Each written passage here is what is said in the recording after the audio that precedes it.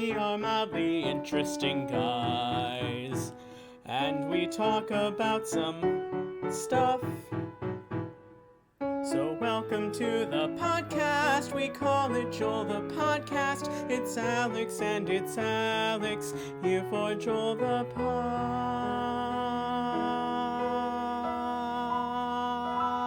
Podcast. Bzzz. Hello everybody, I'm Alex. And I'm Alex. And this is our podcast, Joel.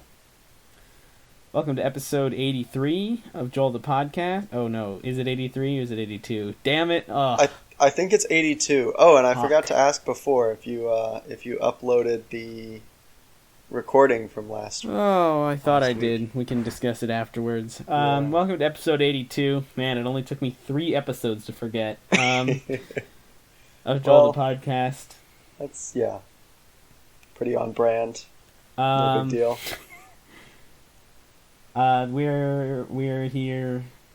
I don't know why I feel like the need to say we're here in X blah blah blah blah blah. Yeah, it's the final episode of February. It's February 22nd, 222. So there's that. 22221. Just wait till next year, though. It'll be great. Yeah, we'll have our 22,222 subscriber special 1 year from today. 22,222th subscriber. If you are our 22,222th subscriber, please email us to claim your reward.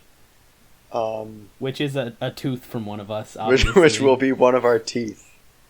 And if you can correctly identify which one of us the tooth comes from, then you get the other probably tooth, a restraining order, honestly. Teeth. If you can look at one of our teeth and identify which one of us it came from, I'd be concerned. It's probably not that hard. My teeth all have, well, not all of them, but many of them have glue on them because glue? I have bonded wires on the back of my teeth. Ah, okay. So, and I do not. So, yes. If there's glue on the teeth. But my molars don't have that. So if it's a molar, then you'll just have to guess. That's true. All right. And where can they find that email to get their restraining order? I mean, keeping in mind that this is 1 year in the future that they should be emailing this to us. I can't guarantee that this is still going to be the site. But here in the present, if you'd like to email us for something unrelated to teeth or related to teeth, if you want, you can find our email at our website, alexandalex@joelthepodcast.github.io/alexandalex@joelthepodcast.website/index.html. Yeah, and although we generally encourage people to email us for any reason that they want in the world, teeth-related content is low on the things I want to receive in our email. Yeah, I'm halfway expecting somebody to email us a really I don't what am I even trying to say? A tooth. All right. To email us tooth-related content just to spite us at this point. Here's my tooth-related story. Okay. So, you've seen The Good Place, right? Yes. Okay, so I'm answering for all of our listeners collectively, by the way. This is Good Place spoilers, so if you haven't seen it, maybe skip ahead 2 minutes. So you know how there's a scene where she's in the bar and then some guy leaves his wallet and she's like, I guess I have to return this guy's wallet. Do you know what scene I'm talking about? I know what you're talking about. And so then she goes to the guy's house, and it turns out he moved, and so she has to bring some more stuff to when she gets to his actual house. Right. And the guy's name is Fred Booth, and from listening to The Good Place, the podcast, I can tell you that his name was originally meant to be Fred Tooth. and Mike Schur changed it to Fred Booth because he thought it was too weird or whatever. But the other fun fact about that episode is she gives him his wallet, and he's like, looking inside it, and she's like, "I didn't steal your money, man." And he's like, "No, that's not it.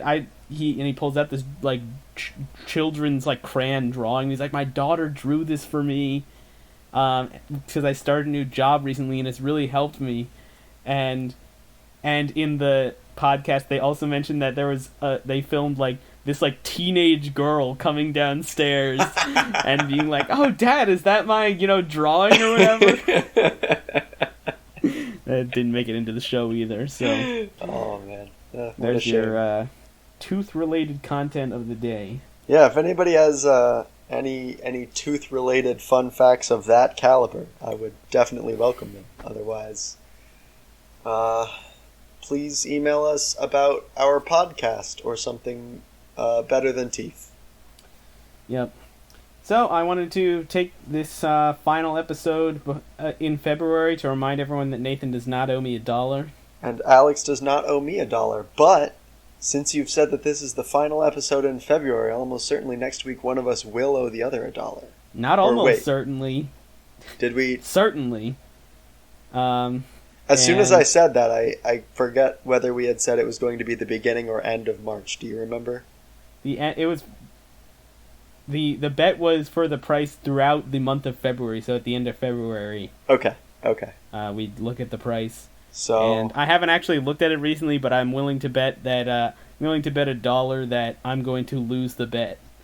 And I'm not willing to take that bet because then nobody would owe anybody $1. And as we recently learned, it is interesting content for one of us to owe the other person $1, so we wouldn't want to pass up such an easy. I thought you were about to say interesting. I was putting up the air quotes in anticipation, but then you said easy. Yep. All right. So we move on to sports. Let me get out my timer here so we don't exceed our 1 minute of sports content. But did you want to say anything about the sports minute? Yeah, so once again, we are going to go ahead, and I know some of you might be new to the podcast. We used to do this bit at the beginning of each episode where we kind of like talked about sports to each other, just kind of haphazardly for a while. If you don't know what he's talking about, just like go back to skip to 22:53 if you don't want to know about the XFL and listen to the first 22 minutes and 53 seconds. Oh man. I forget. Usually when I think of the sports bit, the sports update, I forget. I forget how convoluted it used to be. After you're doing 3 or 4 weeks of the sports minute, that's just completely driven all the rest of the sports content on this podcast from my mind. Right. And so yeah, just listen to some old sports content for some understanding of why we now limit ourselves to just 1 minute. That being said, is your timer ready? Timer's ready?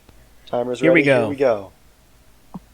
So, Purdue won their only game this week against Nebraska, and they won by like 17 points, which is good, but also it's Nebraska. Yep. It was at Nebraska, right? Which I think... Yes.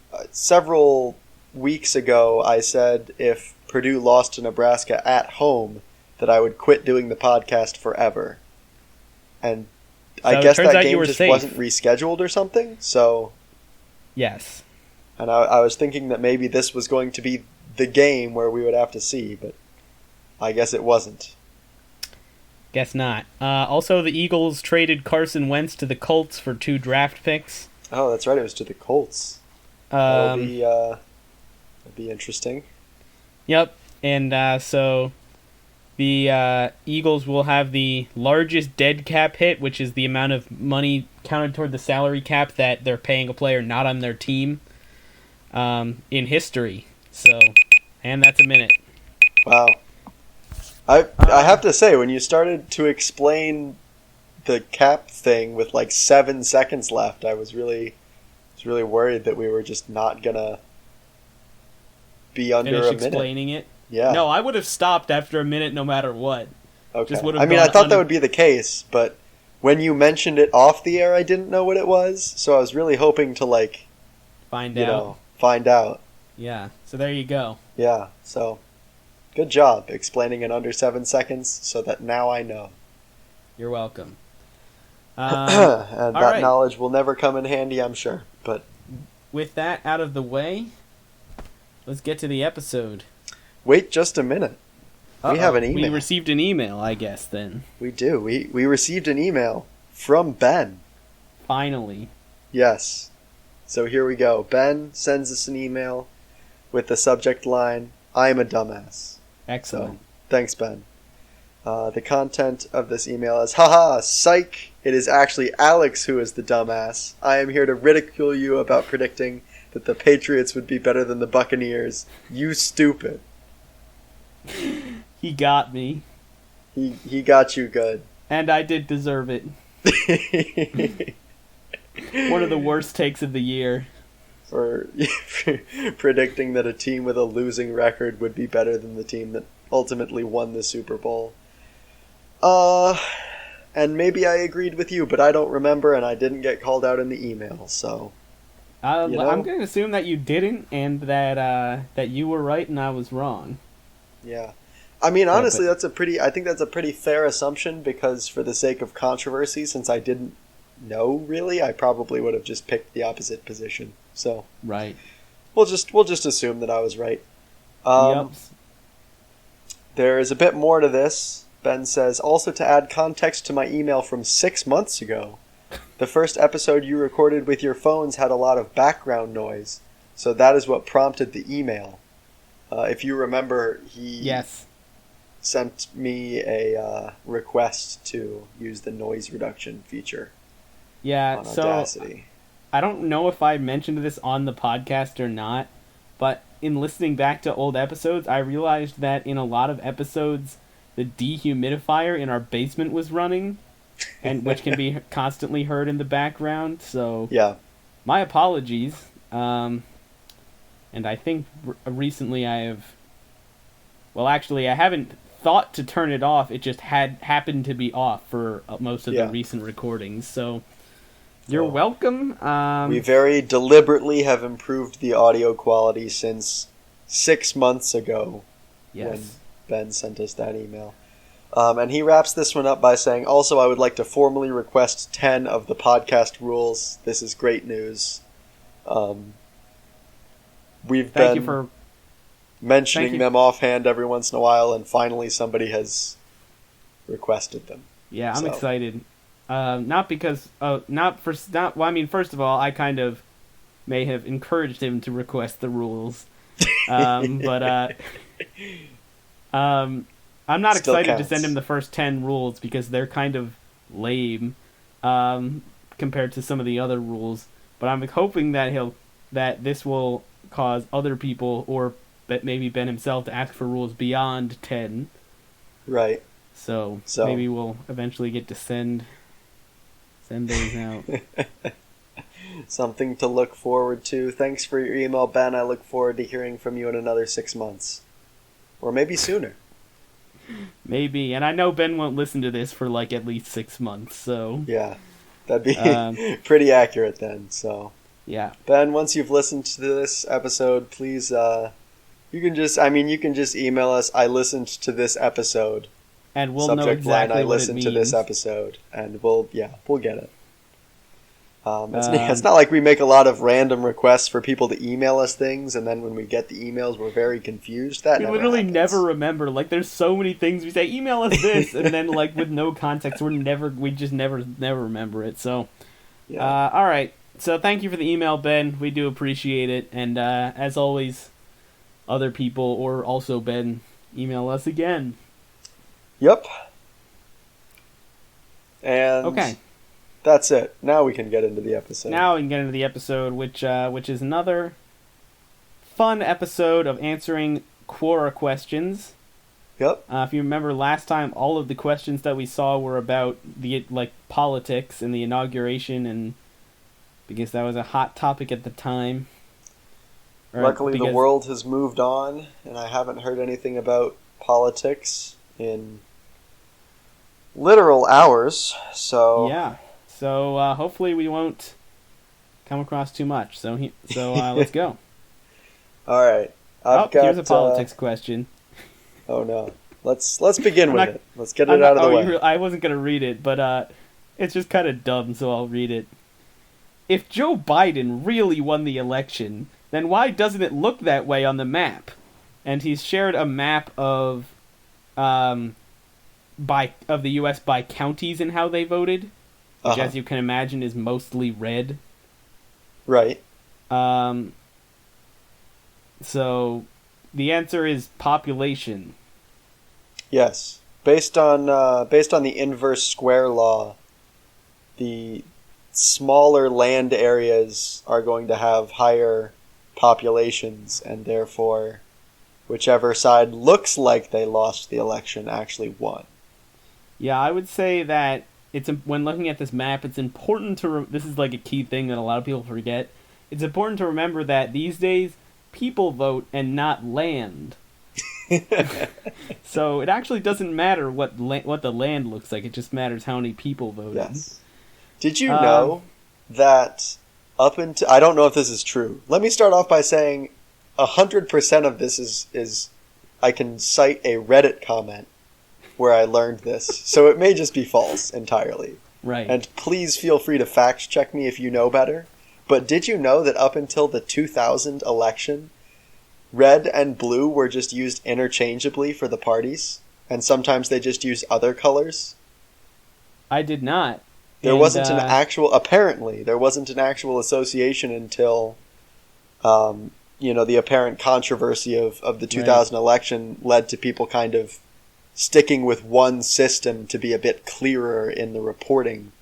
Right. Because, before then there wasn't a lot of, or I assume anyway, there wasn't as much kind of, I don't know, reporting on the specifics of what was going on where and whatnot. So I was not alive during the 1996 election, but you were, so I would think that you would be able to report maybe on what happened in that election regarding this color controversy.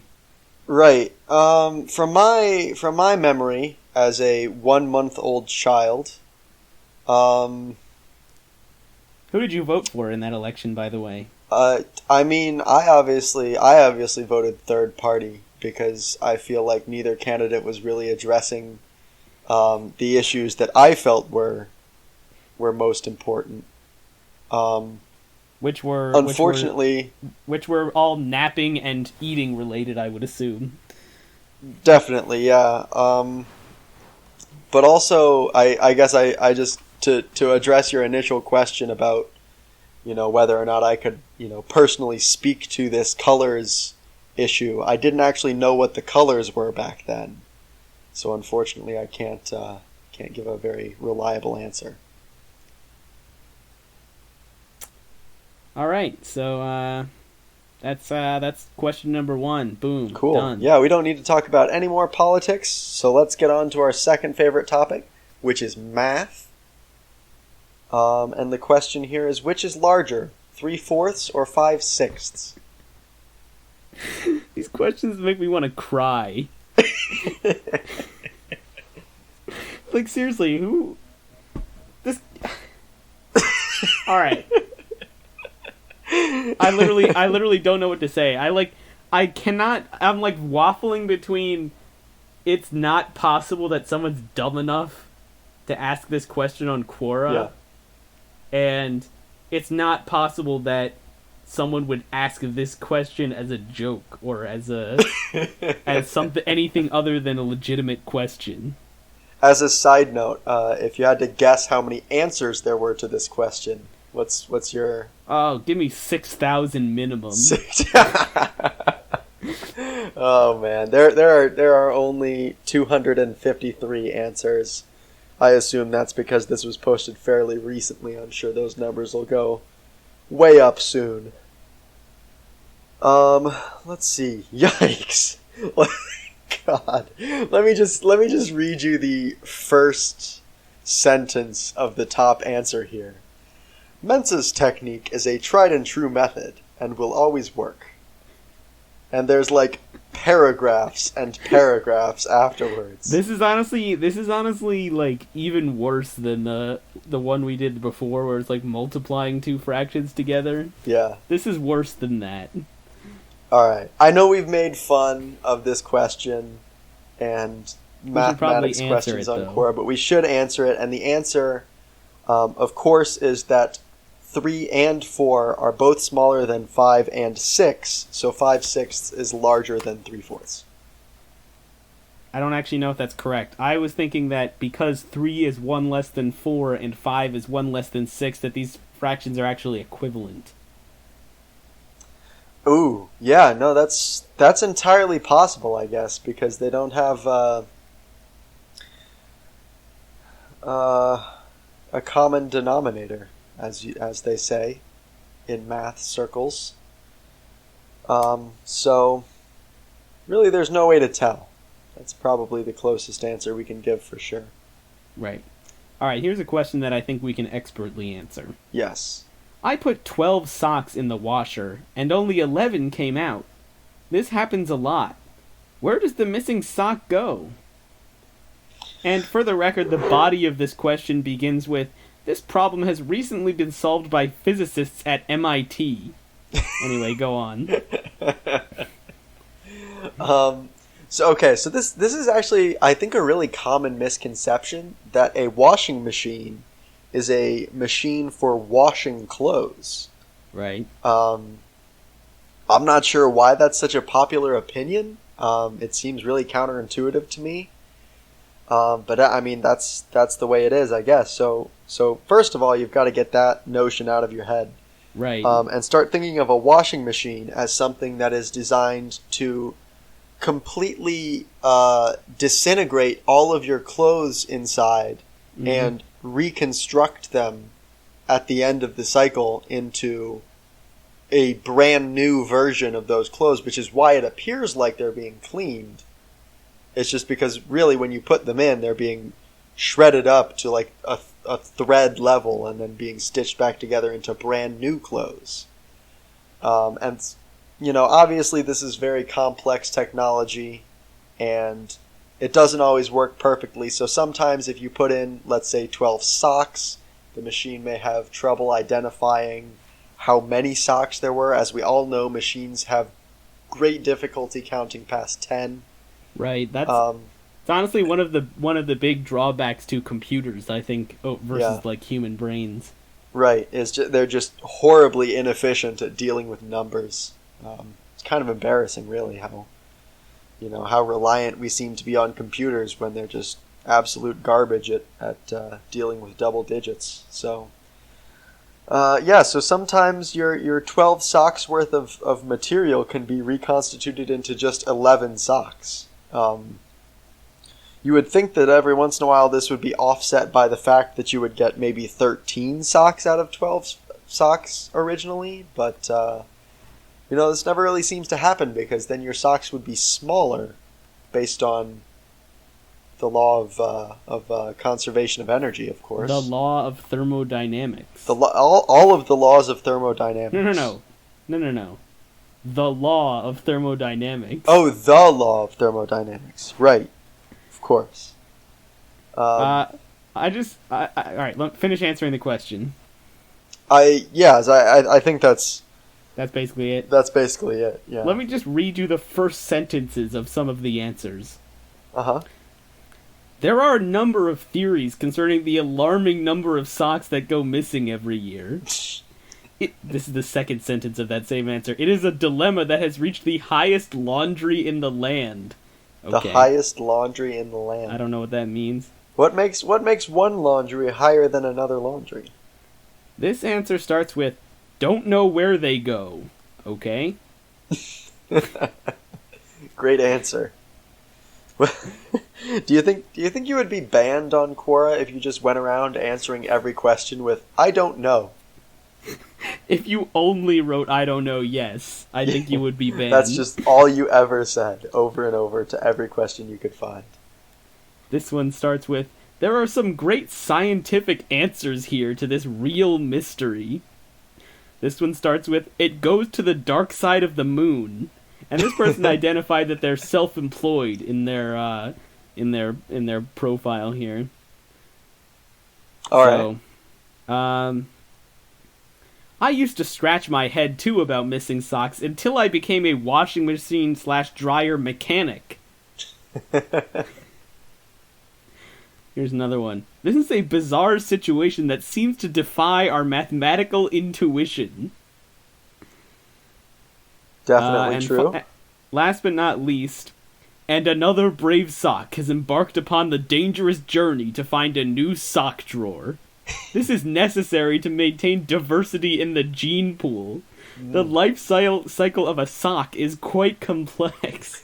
Identical pairs of socks should not be allowed to mate, as this is likely to result in the birth of green and white ankle socks that is too small to function as sock, and no one ever remembers as a sock, and no one ever remembers owning. There are often a few of these in most airing cupboards. So, if people can get away with providing answers like this, I'm still not sure why exactly we shouldn't be posting all of our answers live. I once read a theory that socks are the larval stage of wire coat hangers.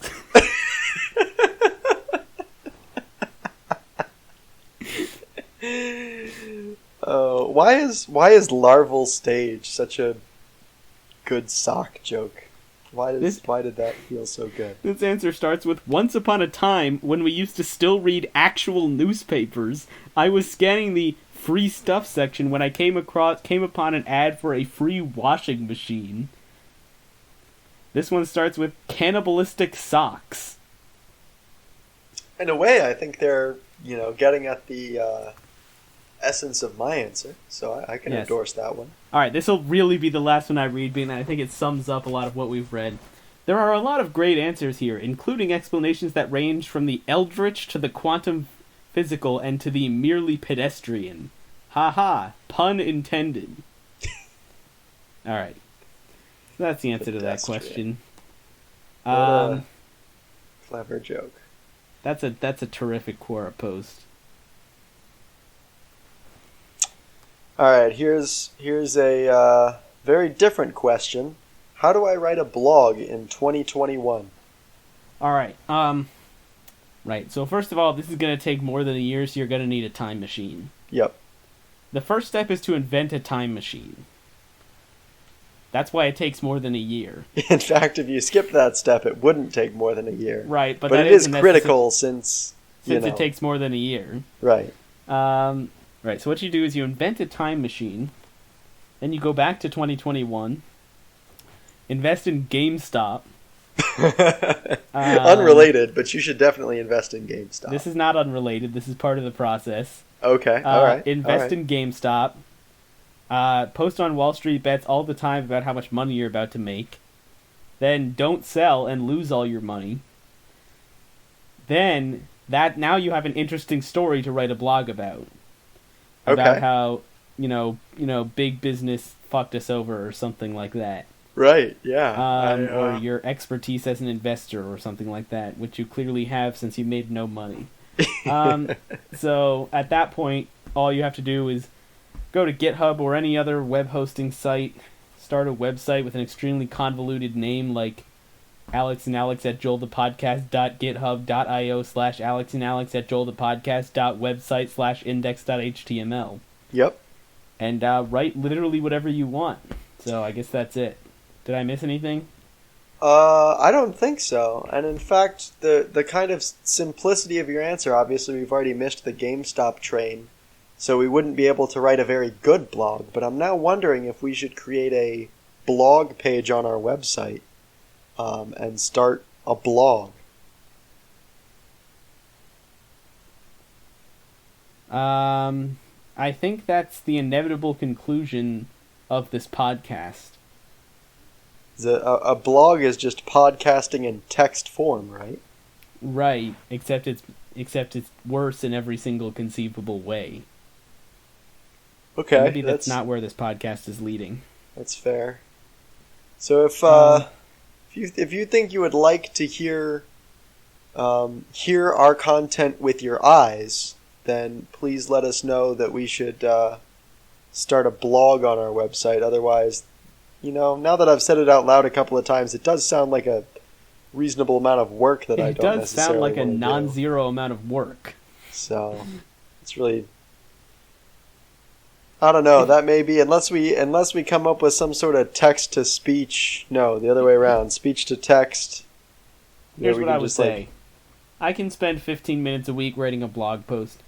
Can you spend 15 minutes a week writing a blog post? Sure, I can spend 15 minutes a week. So if you would like to read a 15-minute blog post, 2 15-minute blog posts a week, send us an email and let us know. Yeah.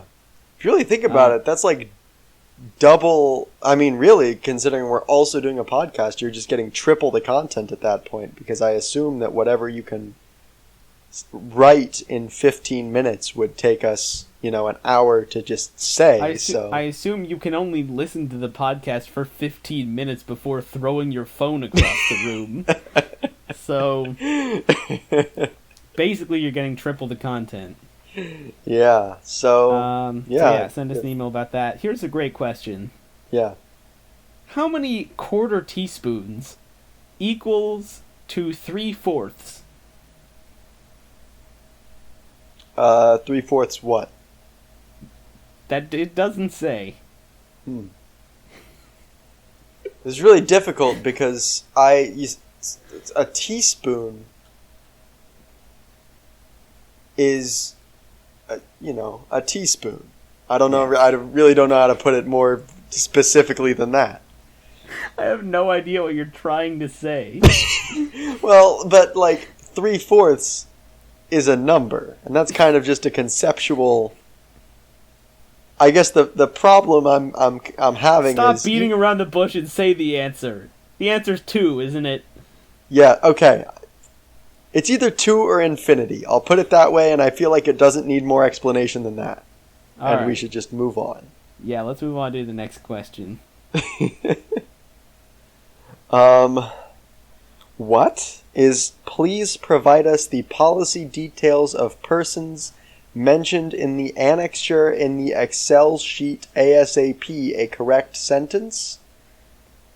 Okay. Here's what you're going to want to do to find out that information. You're going to want to Google Library of Babel. Oh, man. Can I tell you my favorite thing about Library of Babel? Have we talked about Library of Babel? I don't know that we have, but before you tell me, I have to tell them the hex reference. Yep, go for it. So you want to go to page 1 of... I don't know how to reference this properly. I think the book?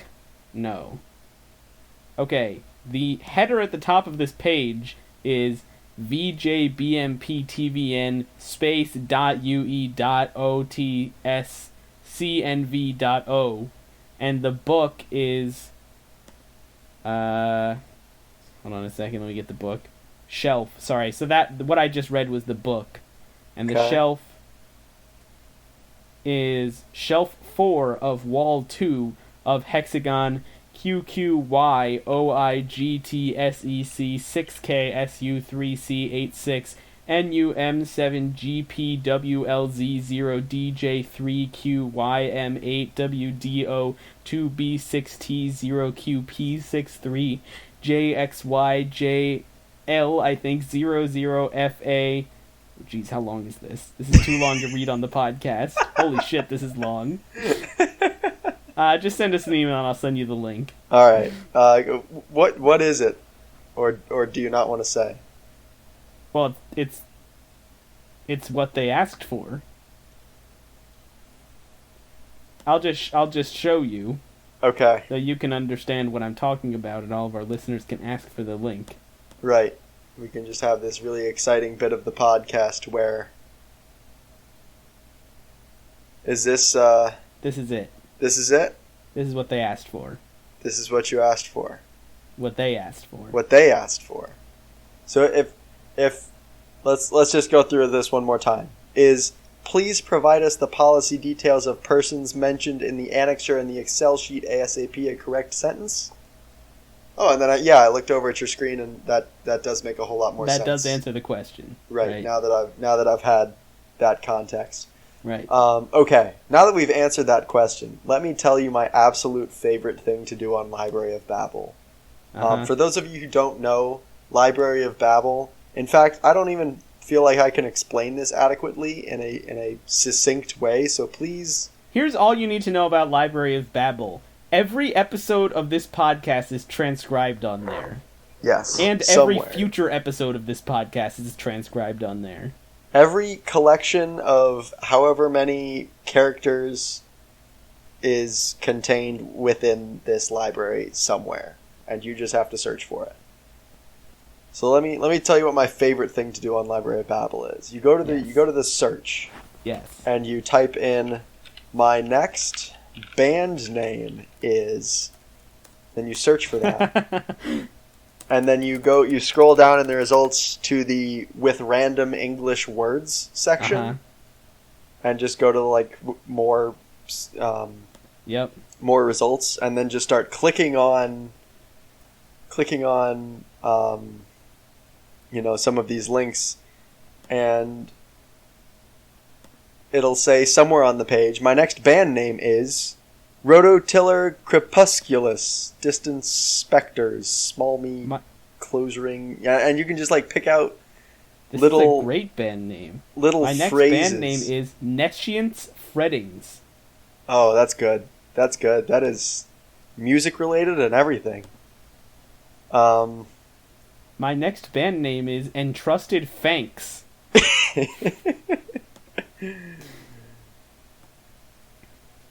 My next band name is Bolt Applies. So that's awesome. I never even thought of that. Okay. So obviously I'm going to search for the title of this podcast is, and whatever the first result is going to be the title of this podcast. Oh, that's the exact match. It was just nothing. Whoops. Alright, we got it. You'll see what the title of this podcast is based on the title of this podcast. Yep. Actually, it really should be the title of this episode is. I seem to have stumbled on the philosophy section of Quora, so hopefully I'll get a good, meaningful question here. Alright. I like the idea of some philosophy questions. We haven't really gotten too deep in our episode so far. I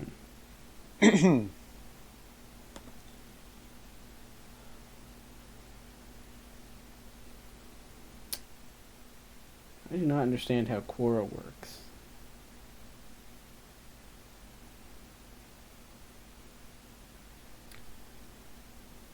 What do you got? Do we have any actual evidence that people who were considered oracles, soothsayers, fortune tellers, etc. in their respected civilizations were really schizophrenics? No. That's it? Just no? I'm pretty sure the answer is no. Okay. In order to kind of conclusively determine that, I think you would need to ask the oracles and so forth if they were schizophrenic, and I'm sure they would tell you no. And since they're oracles and whatnot, they should be trusted, right? Implicitly. Right. Sounds legit. It's like I always say, the oracles and soothsayers and anything you find on the internet is 100% reliable. So here's the deeper question. All right. In one word or picture, but for this podcast, let's go with word. Describe what life means to you. And no explanation is needed. Just say the word and we'll move on. And I'll say my word and we'll move on. All right, so this is just a single word that sums up what life means to me. Right. This is a really interesting question that by all accounts should take some time to internalize, and you should probably spend some time thinking about what you might say in a scenario like this, which is why I'm kind of trying to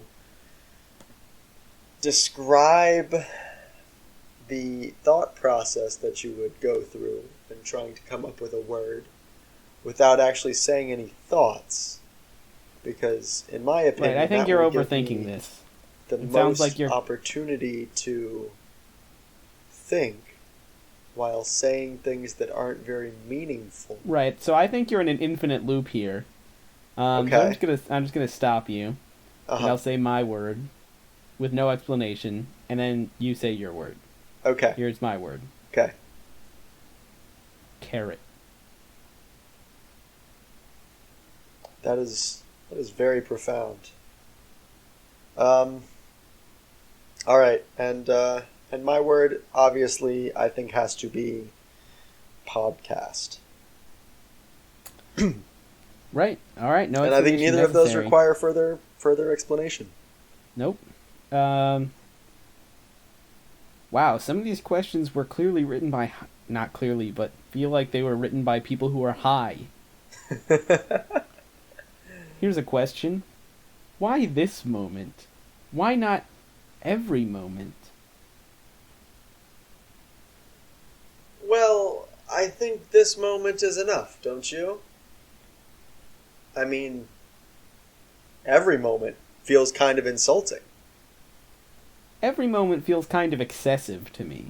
Yeah, like, what's so bad about this moment that you need every moment? Well, this moment is included in every moment is the thing. Do you think this moment is above average? If so, then all moments, every moment, would just make things worse. This moment is above average. But this moment is included in every moment. So I guess what I'm getting at is if this moment is above average, don't you think that every moment would be worse than this moment? You mean the average of every moment? I guess that's... It's true that the average of every moment would be worse than this moment, but amongst every moment, there would also be many moments better than this moment. Do you think there are an infinite number of moments? The way I would define moment, yes, I would say there are an infinite number. Okay, so I think your answer is probably better, which is that every moment is better than this moment. But that's not the question, right? The question is why not every moment, right? Yes. So I think the reason why not every moment is then any moment loses what makes it special, which is that all you have in the moment is that moment, and then it's gone. And if you had every moment, then no moment would ever be gone, and you would lose that. So either that or something to do with carrots. That's true. I didn't think about it that way. All right, so that's enough philosophy for me. Did you want to answer the question? Let's see. What else do we have here? I keep finding math. Is there a way to filter by category? Can I just get rid of the math questions? I'm not interested in math right now. So in the top, if you go to following, okay. On the left side, I have different categories, I think. Let's look at tennis. It is hilarious that you said that at the exact moment that I clicked on tennis. Alright, would you be in favor of a rule in professional tennis that if a player intentionally smashes their racket, that they must continue to play with it rather than getting a new one? No. I guess the point of this rule would be to discourage people from smashing their racket, but like, why? I mean, it's their own racket, so why do you care if they smash it? I think smashing the racket is probably one of the most exciting moments of a professional tennis event. And if we were to lose that, I think the sport really loses its luster. If you're regulating all of the fun out of tennis, then what's even the point? Yeah, that's a good point. I mean, I know whenever I watch tennis, it's mainly just to see the racket smashing. Right. In fact, I think if they, would quit doing stuff with the ball and just smash rackets, the sport of tennis would be improved. What if they fought with the rackets? Sounds like we just invented fencing. But with tennis rackets. Well, I feel like what happened is it started out with tennis rackets, but then over time it got optimized until it was really just, fencing foils or whatever they're called. The origins of fencing is just people decided tennis was dumb, so they took out all the dumb parts of tennis and just turned it into a fight. And then they were like, well, I'll be better at fighting if my tennis racket is longer. And then they were like, if I make it longer and thinner and get rid of all these stupid string things, it'll be easier to make the tennis racket. And so that's how they invented fencing. Sounds legit. Cool. That's enough tennis content for me. I'll go back into... I've moved on to the design quora area. I wonder what they're called. It's like Q/design 1.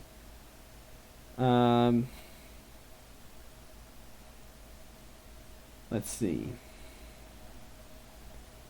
What is the here as a user of furniture? I think you may be able to answer this.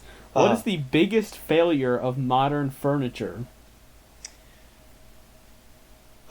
Let's say the biggest problem with furniture on 3. Ready? 1, 2, 3. It's too Nothing. gray. So you know how to pop a zit on your back, you need a really long straw and some elbow grease. What? I think the biggest problem with modern furniture, this is the real answer, actually. The biggest problem with modern furniture is that all shopping nowadays, especially in the COVID times, is done online. And some furniture outlets do not have free shipping because shipping furniture is such a big hassle. Mm-hmm. So, for example, I'm not going to name any names here, but let's just take, for example, IKEA. They don't have free shipping. Let's say we had an imaginary furniture store called Nikea. So they don't offer free shipping. Right. And so if I want to buy furniture from this hypothetical furniture store called Nikea, right, I end up paying twice as much because literally the shipping costs as much as the cheap furniture items that I'm trying to buy. Right. Whereas if you shop at a different hypothetical furniture retailer called Noffice Nepo, they'll just ship you your desk for free, and even if the desk is a little bit more expensive than the cheap one you saw at Nikea, you save money because you don't have to pay $100 extra for shipping. Right. So that is the real biggest problem with furniture, is that it's not free. I thought you were gonna say when you started talking about how online shopping and stuff is. I thought you were gonna say that you can't actually see what it really will look like until you get it. Yeah. Which, I mean, as a blind person, I appreciate that issue. Right. But honestly, the costing money is worse, so that is a good point. Yeah. I would definitely agree with that. It is an issue that you can't see the furniture and touch the furniture and sit on the furniture and do other things that get you kicked out of the furniture store, because apparently you must buy it if you're going to do that. Yeah, I'm not saying that I've been banned from furniture stores for doing Let's say if there was inappropriate a things to hypothetical furniture. furniture store named Namor and Nanigan, I would be banned from that store. All 100% hypothetical, but Yep. all right, so yeah, that's certainly. Oh wow, that is apparently if you click with the scroll wheel of a mouse on a tab in Chrome, it just closes that tab. Well, that's fun. And then when you reopen the Quora page, it doesn't open to the same set of questions that you were looking at, waiting to, move along. It just opens up some brand new questions. Right. So I am now scrolling through again to find a more interesting question to ask. Let's see. Here's one we can do while you're looking. This should be an easy one. All right. What happens if we print more currency?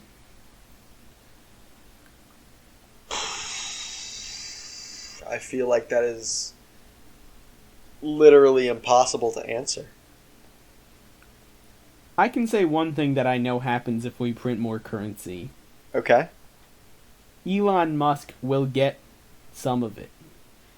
Almost certainly. I think he's, definitely one of the top candidates to be getting currency in this particular economic climate that we find ourselves in. Right. So, I guess what happens if you print more currency? People will get it, I guess, is the answer. Yeah. Do you think it has any effect on existing currency? Well, the existing currency may get jealous for obvious reasons. That's true.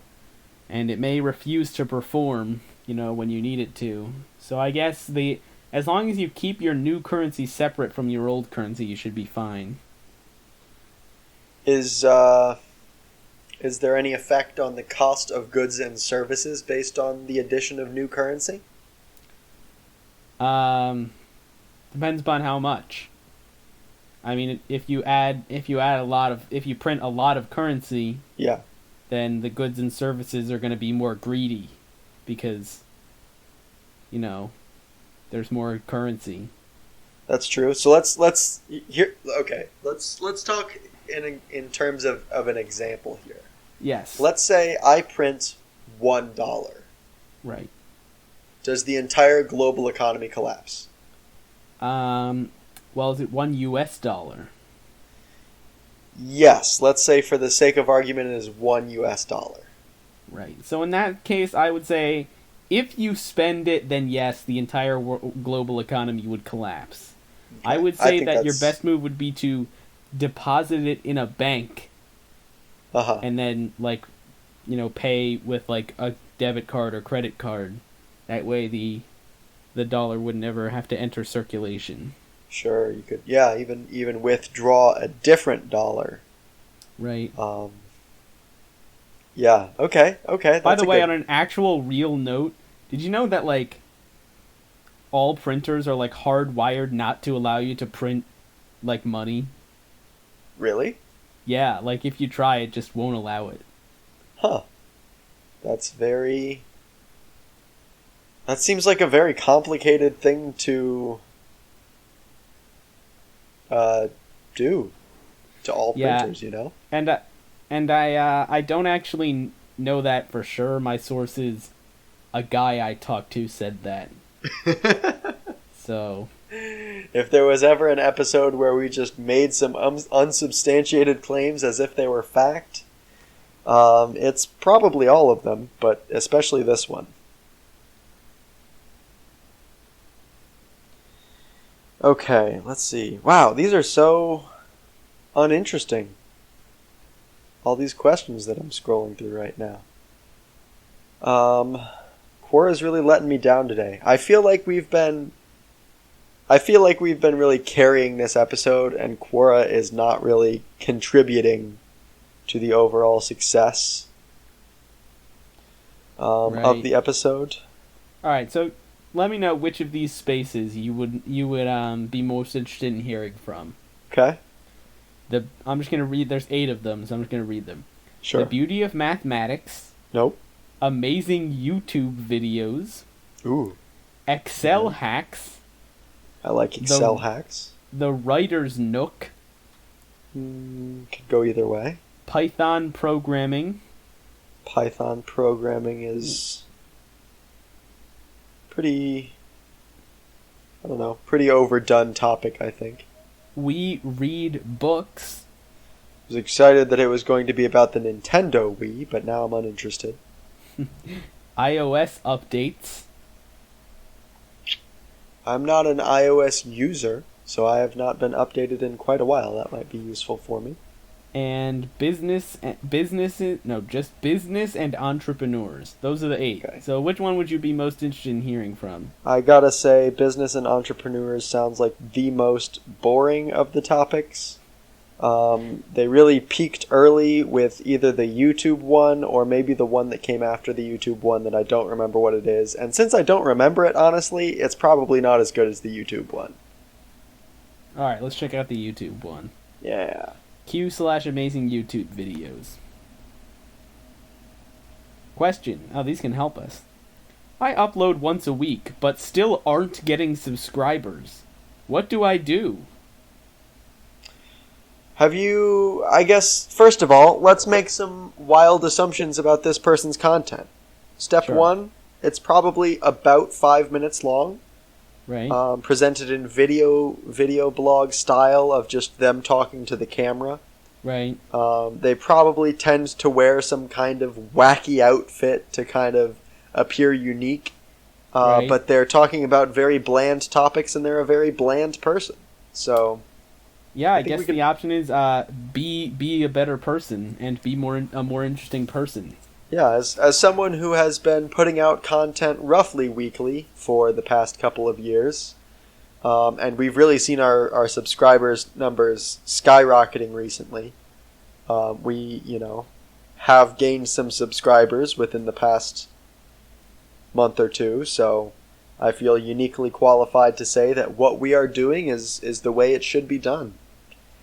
Okay, so this guy posted a question that says, are my videos funny and entertaining?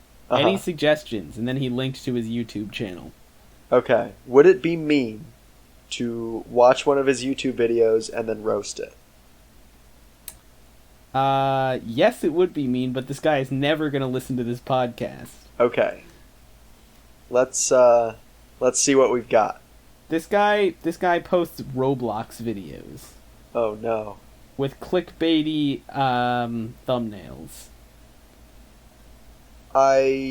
How many subscribers does this person have? It's just gonna depress you. You don't want to know. Okay. Okay, it's 341. Yikes.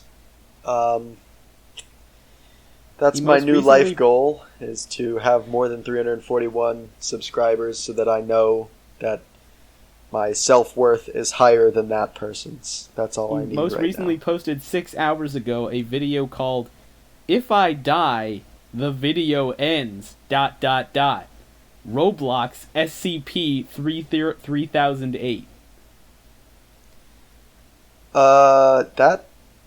Wow. I feel like we don't even need to watch it. I have no interest in watching it. We can just go ahead and say right out of the gate, this is not very engaging content. First of all, you're not answering Quora questions. Yeah, so I mean, where's the long convoluted website? Not in this video. That's problem number 1, and problem number 2. I'd say problem number 3 is just going to be a bit of assumption since we didn't actually watch the video, but I'm going to go ahead and go out on a limb and say he doesn't have a theme song. So, get a theme song. Yeah, I would say that's your main problem. How long is the video? 5 minutes and change. Okay, so that pretty much affirms everything I said at the beginning. Except for the part where it's a video of a person talking to the camera. Well, I suppose you may not be able to tell from the thumbnail whether this is true, but do they have kind of this streamer style, like, face cam in the corner? Yeah. So, I already closed the tabs. Let me just open it again. Well, I'm also not that interested. Okay, there's no like video of him in the corner. It's just Roblox gameplay. Okay, well, obviously I was right about the rest of the stuff, though. Right. Oh, whoops. And also, he doesn't talk either. He literally just has captions. I think, of the, like, clickbaity, popular gameplay videos, I think my least favorite ones are the ones where there's, like, annoying music in the background and captions instead of a person talking. Mm-hmm. That's definitely not the way to go. Alright, what else do we got? I think we've pretty much roasted this guy to an appropriate level. Of these questions are just depressing. Here's an example. Is it good if I have 165 views on my first video I posted 1.5 days ago? Oh, no. I also had 0 subscribers and now I have 12.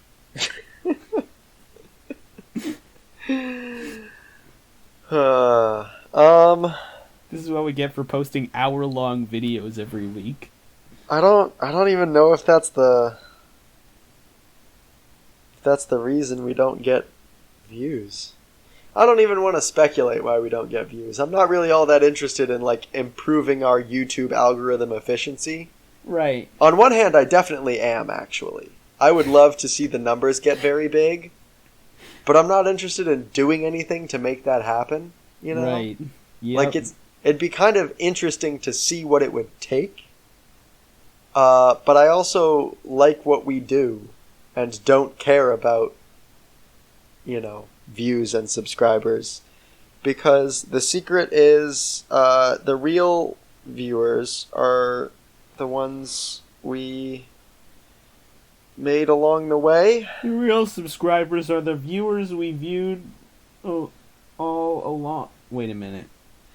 Yeah, that was meant to be kind of wholesome, and I think I'm just confused. Blank what we just said out of your head. Yeah. And insert like a clever or profound quote. Yeah, like one of those things that you would see on a motivational poster. Uh-huh. Just be like, trying is the real success, or something like that, and we'd just be like, yeah, we're, by some metrics, we're definitely the best YouTube. That's the end of that sentence. We're the best. Most YouTube. of these, a lot of these are just people promoting their YouTube videos. I feel like there's going to be a lot of, like, self-promotion and fake flexing. Like, is it good that I now have 100,000 subscribers after posting 2 videos?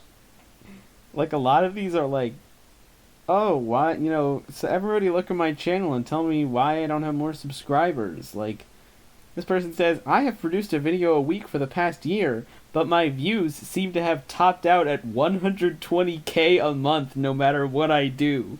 My videos all do well, but my monthly views don't go up. Is YouTube limiting my channel? Yes, they are. You have reached peak success. This person says, what prank can I do to retaliate this guy's? I literally tried after she did this to me, and hers is getting way more ratings than mine. So any ideas? With a link to a YouTube video.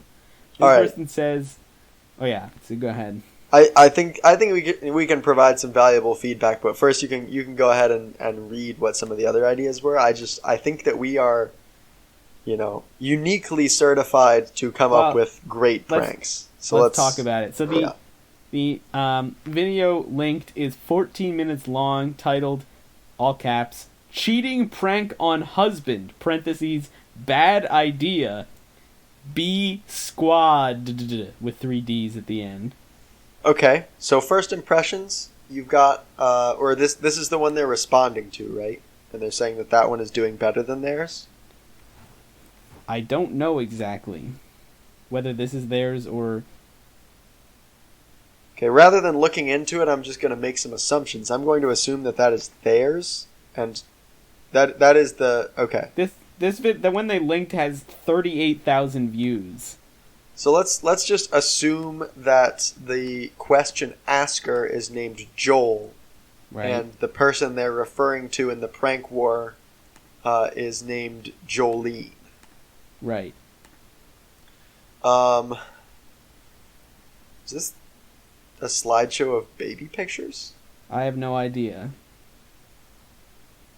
Nope, it's a video. Okay. I think... So this is clearly Jolene. For the listeners, we are now watching the video without any sound. So this Joel is trying to one up this video from Jolene by, what am I trying to say here? By coming up with a better prank. But right off the bat, this is a very strong title. The first, cheating prank on husband, all caps. Talking. So I think I skipped ahead here to about 4 minutes where I think she may be talking to someone else soon. Okay. Let's see. I guess she set up the camera, so I assume someone's going to come in. Oh, here's the husband. Okay. The husband's looking at her phone. He finds out... So that the husband's name is Greg. So Greg finds out that Jolene has been cheating. And, Jolene, she's pretty secretive. Not really giving a whole lot of information. For all the listeners, we're just okay, shit's going down. We're watching this by skipping ahead 15 seconds pretty quickly. Okay, so she's trying to get her phone back now. Uh-huh. But he won't let her. Also, they have children. Yeah, this is a really good example to set for kids, by the way. If you want them to grow up to be good prankers, you really need to demonstrate your pranking skills in front of them. Especially if it causes some kind of tension within a relationship that may be very influential to their development. Wow, was that like a milk jug? I think. Did he just throw? I can't tell exactly what it is. He threw something on the floor, though. He is pissed. Yeah. I guess this is why it's a bad idea. Prank. It's a prank, bro. It's just a prank. Look, there's a hidden camera. I'm not really cheating on you. These aren't your kids. He's like, I'm out of here. I'm not your wife. Are you fucking insane? Yeah, so there's 3 more minutes of this video, which I assume is going to be her explaining how they're actually getting a divorce. And this is going to be the last video on their channel because they won't have a family to exploit for content anymore because, they'll be... Oh, look at this cool like and subscribe screen. Do we need... We've got the theme song, but do we need like an end screen? Like an end, to our podcast? That way people know it's over? I cannot think of anything we need less than that. That's a good point. Anyone who doesn't like, comment, and subscribe when we say during the video, make sure to like, comment, and subscribe. Really, they're not going to do it based on an end screen either. That's true. Have we been remembering to say that every video? We must have, right? I feel, in fact, I feel like we've almost certainly said that in every episode multiple times, and we can clearly see the results of that. I don't know. Right. I mean, people have liked, commented on, and subscribed to all our videos before, so I don't know why they would do that if we didn't explicitly ask them to in the video. That's true. I know I certainly wouldn't. So, right. What do you think? Should we find one more question to wrap up here? Yeah, let's get one more. Do you have any on your end? I am. Let's see. Let's try the what is style. These are all ads. What is? Okay, wait. Show me your screen.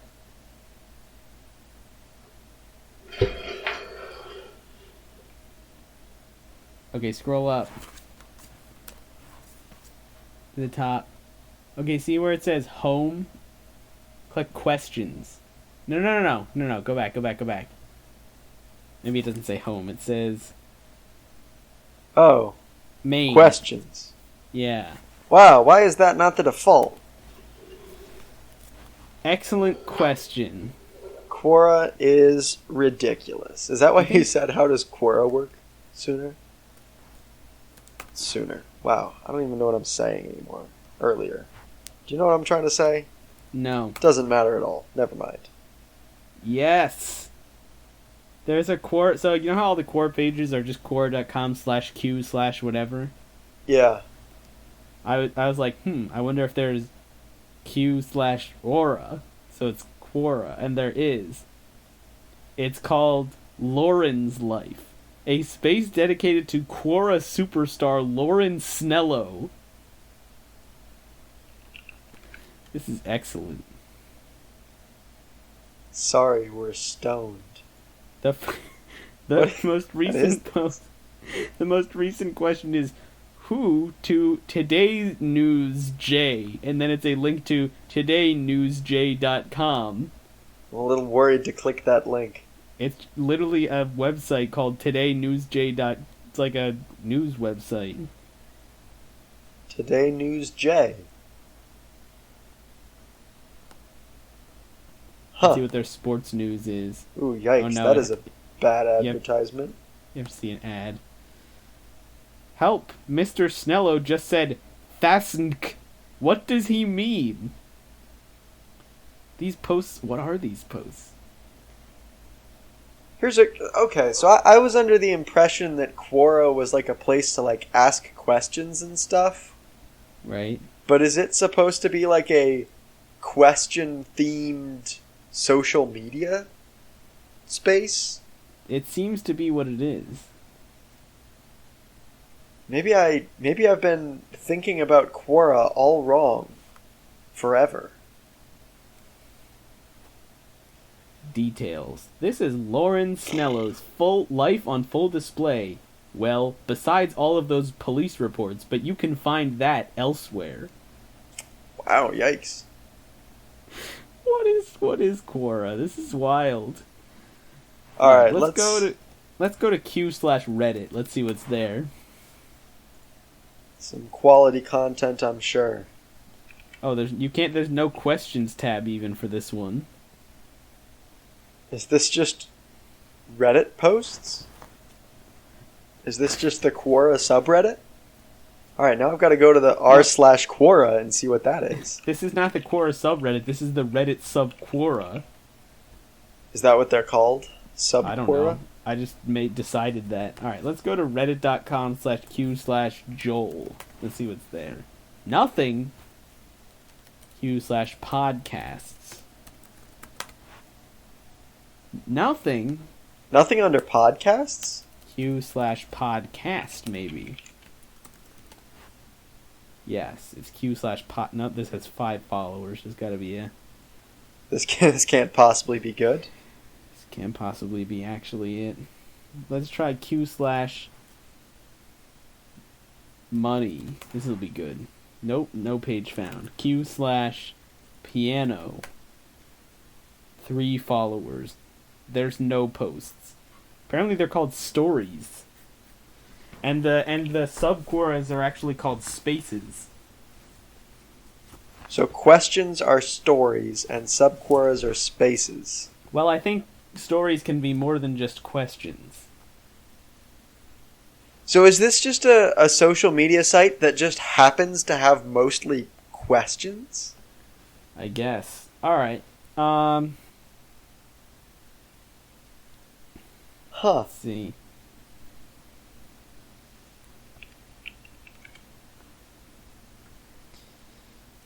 Well, I feel like we've certainly run out of steam, so... Okay. Maybe we should just wrap it up. That's certainly true. That's it. Thanks for listening, everybody. Tune in next week to hear some kind of amazing content, I'm sure. I'm Alex. I'm Alex. And this has been Joel.